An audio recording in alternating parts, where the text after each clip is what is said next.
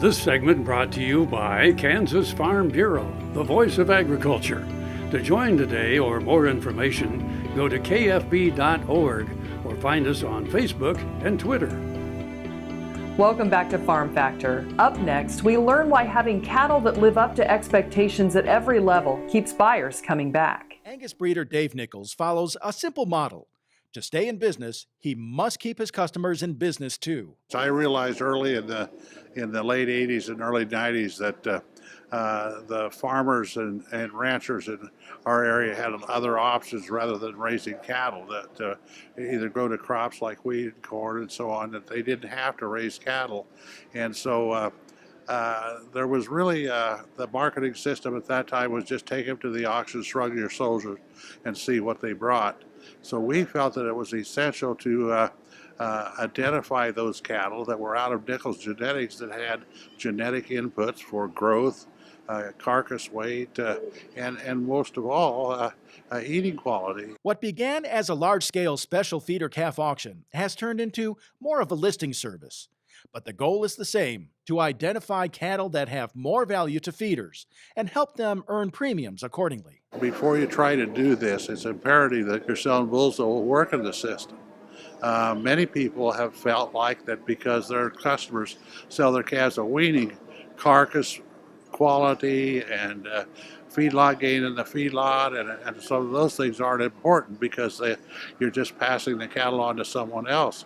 Well, that's really bad thinking, because any beef calf that's sold is someone feeds it, someone slaughters it, someone sells it, and someone eats it. So we're firm believers in that we need to make the pie bigger, not cut it into smaller pieces. The Angus breeder uses tools like genomics, ultrasound, and carcass data to be sure he's hitting the mark.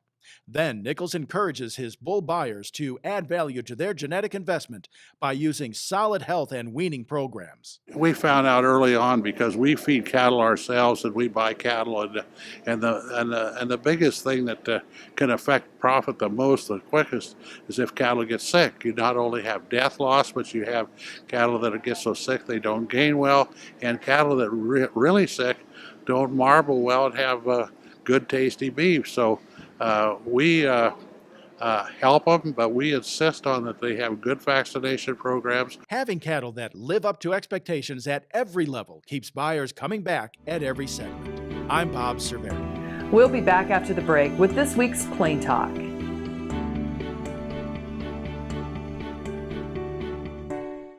Kansas Farm Bureau, the voice of agriculture, represents grassroots agriculture. The state's largest and most powerful farm organization stands up for its members through leadership development, agriculture education, legal defense, environmental advocacy, farm safety, and risk management. Members also enjoy money-saving benefits. To join our organization today or to learn more, go to www.kfb.org